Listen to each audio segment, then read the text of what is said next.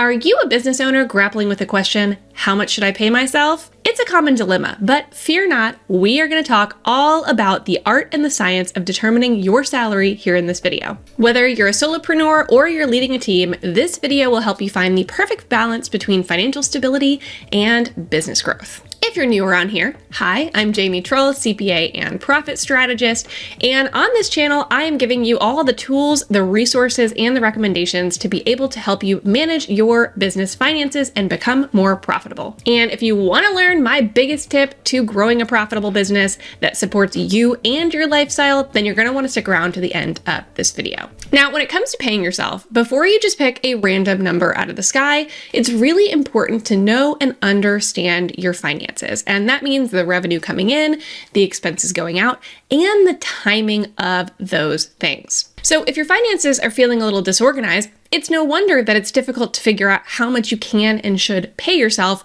because things kind of are all over the place. So the more that you can take some time to organize your finances, the better. Now, one of the important nuances here when we're talking about how much to pay yourself from your business is that your entity type matters. So if you are taxed as a C corporation or an S corporation, you actually will need to be paying yourself a reasonable salary from your business. And that's going to be in the form of W-2 wages. So just like any other employee, you're going to be paying yourself for the work that you do in the business.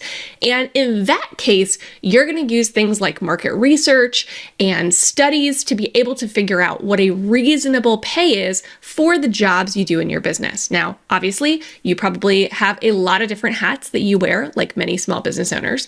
And so you're going to need to do a little bit of work to come up with a reasonable salary to pay yourself that will be supportable if it's ever questioned by the IRS. But importantly, whatever you determine your reasonable salary is, again, if you're taxed as a S Corp or a C Corp, you should still be paying yourself money above and beyond that out of profits. Okay, so that's in the form of owner's draws. And let's say you aren't taxed as an S Corp or a C Corp, then all you're going to be paying yourself is owner's draws if you are a sole proprietor or have a single member LLC. Now, when I think about what you pay yourself from your business, I typically am including any amounts that you pay yourself in whatever form. So that may be salary that you're paying via W-2 wages, again, if you're a corporation, that may be owner draws that you're taking out of the business. But however you're paying yourself, you're going to kind of want to add that up. And that's the total compensation that your business is paying you. So in this video, when I'm talking about how much you should pay yourself in your business, that's what I mean. It's that total number that you are paying yourself in various different forms potentially. And really, so much of that decision comes down to balancing how much your business can afford versus how much you want and need in your life, right? Because it is a balancing act. The more you take out of your business, the less fuel your business has to run. But if you don't pay yourself and don't pay yourself well in your business, then you're going to start to feel burnt out. You're going to start to feel taken advantage of by your own business. You want it to support your life, right? You don't want to be running a business for free. You don't want to work without getting compensated for it. Now, if you're watching this video because you want me to tell you a specific percentage of your business revenue or profits that you should pay yourself, I'm not going to do that. And that's because everyone is different. And maybe in different stages of your business, the amount you can and want to pay yourself will change, right? And perhaps the dreams and the goals that you have are different than somebody else's. So there's not a specific percentage that everyone should pay themselves. But I do believe that everyone should pay themselves something. And that something should be determined based on really thinking about your financial situation and looking at the financials of your business. The more profitable your business is, more likely the more you're able to take out of your business to pay yourself. And that's why I'm such a big proponent of running profitable businesses. If your business can run profitably, not only does it mean you can pay yourself more, but you'll also have more money to reinvest back into your business to grow it, which then hopefully will allow you to pay yourself even more later on, right? That's the goal, is to be able to do both of those things. Pay yourself for the work that you're doing in your business and to support your life, but also to be able to continue to reinvest into your business to grow it such that your income's just going to continue to grow over time. So if there aren't specific percentages of revenue or profit that everybody should use, how do you determine how much to pay yourself? And that is where we come into setting up a customized plan based on your needs, your dreams, in your financial situation. So I have a special system that I have created called profit planning, and that's profit with 2 F's, and you'll see why here in just a minute. But that system is all about coming up with what the best situation for you is, and you can customize it to your specific needs. So if you want to walk with me as I go through this worksheet, you're going to be able to get this worksheet for free so you can put in your own percentages and play around with it at the same time. If you go to jamietrull.com/profit, again, profit with 2 F's, and I'm going to jump right into this profit planning worksheet now. So here I am within the profit plan template. And the first couple of things that you are going to want to put in here are rough estimates of your monthly revenue and your monthly expenses before paying yourself. So even if you are a corporation and pay yourself a salary, leave that out at first. You're going to enter that owner's salary specifically on the third line. But again, if you don't pay yourself a salary because you are just an LLC without that S Corp election, or you're a sole proprietor, then you're going to leave that line blank. Okay, so for the purposes of this example, I'm leaving it blank. I'm just a sole proprietor, and these are my general numbers on a monthly basis. Now, if you want to learn more about reviewing your business financials, definitely check out this video next. So in this example, you'll see there's $15,000 of total monthly profit that is being made in this example business. And then you're trying to figure out, well, how much can I take out? How much do I leave in? How much do I put aside for taxes, right? You probably have all these questions. And so what happens is people end up leaving more of the money into their business just in case, or if they do pull money out, they might have to actually capital contribute it back into the business later on if they don't have enough cash in there in order to fund their operations in the future.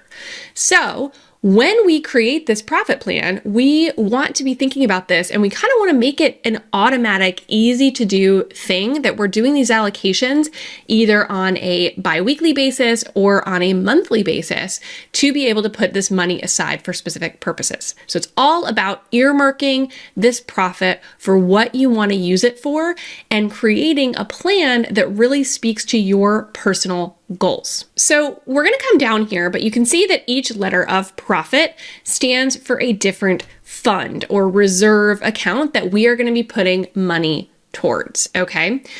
So we're going to start with the pay yourself. And again, when you get started doing this, you can just start putting in some numbers. You may not know if they're the right numbers or the ones you're going to stick to, but first it's about kind of playing around with it a little bit. So if we look up here and say, okay, I'm making 15,000, kind of look at what your expenses are in your personal life. What money do you need in your personal life to pay your mortgage, to pay your bills, to feel, relatively comfortable on a monthly basis? And think about that. So maybe for me, that would be 50%. $7,500 feels like a good amount to take out, right? And this is going to be after tax. This is the actual amount you're going to get to keep because we are going to do taxes later. Now, actually, I'm going to jump down to taxes because I think that that is another really important and it's a big chunk oftentimes.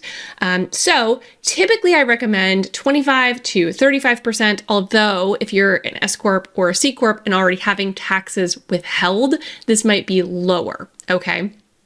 So let's say in this case, we're going to go with 25% here, and then we can go down through these other funds. So this is the amount we're going to put aside into a separate tax fund.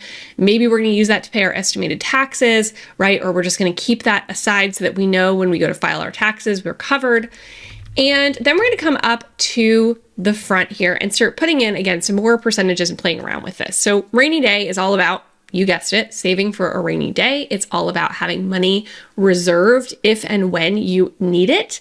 And so let's say we decide to put, maybe 3% a month into this to build up this rainy day fund. Now, if you're just getting started, maybe you want this percentage to be higher as you build up that reserve, but I'm just going to start with 3%. The opportunity fund is one of my favorite funds because this fund is all about really reinvesting back into your business and using your money to strategically reinvest. In this case, maybe I'm going to put 10% in. And this is really more not to pay for normal business expenses, but if you want to join a program or, get a coach, or if you want to buy a piece of machinery, an asset, or maybe you want to hire, but you want to make sure that you have the first couple of months of their salary covered, right?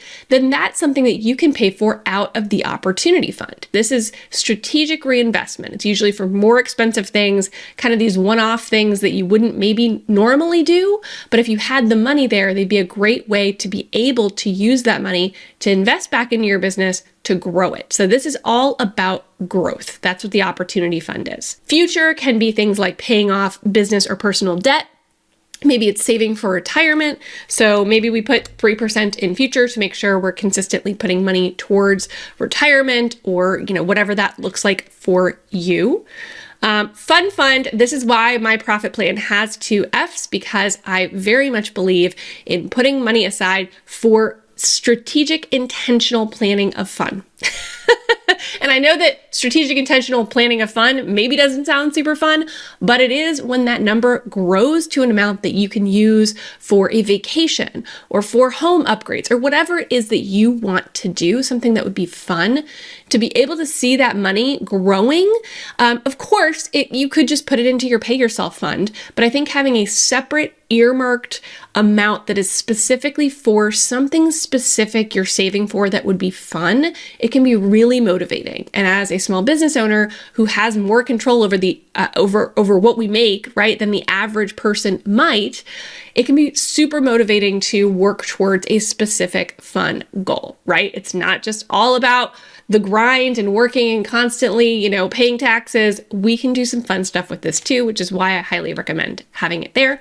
Similarly, another thing that can be really motivating is an impact fund, which is all about things like charitable contributions, being able to do good with your money and your resources. So I definitely recommend putting something in there too. And again, that is completely dependent. You can start with 1%, but I always think it's a great thing if you have causes that you care about to be consistently putting money towards those types of things.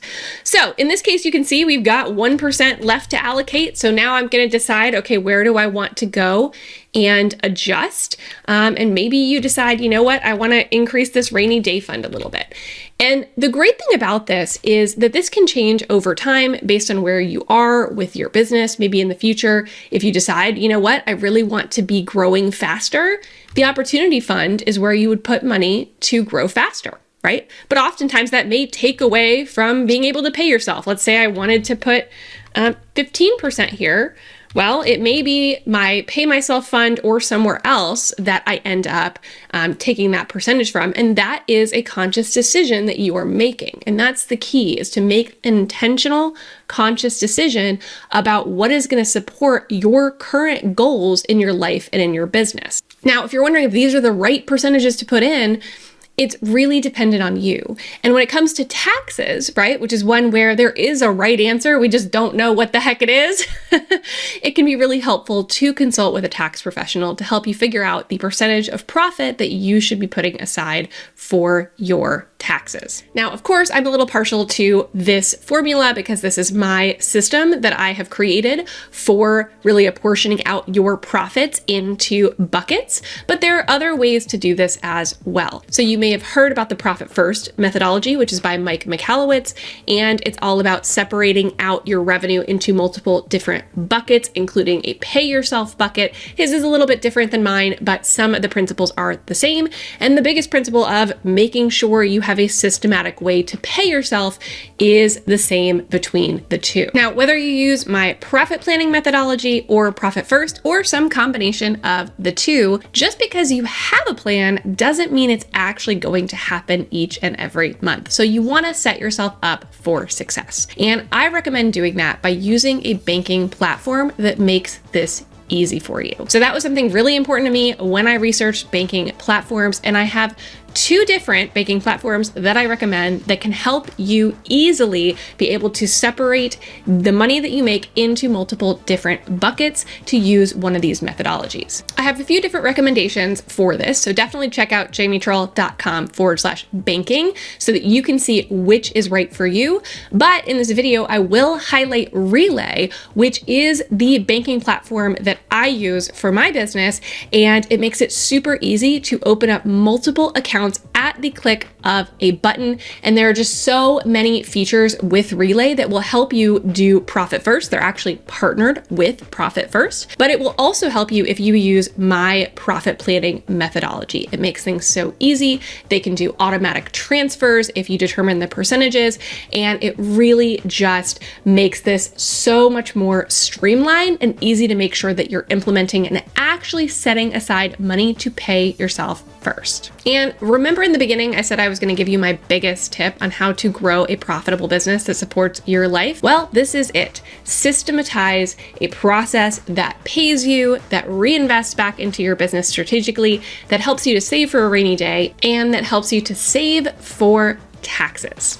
I promise you it's going to be a total game changer. Definitely check out the resources and the other videos that I have going into more detail on these topics, and make sure to like and subscribe and share, and I will see you next time.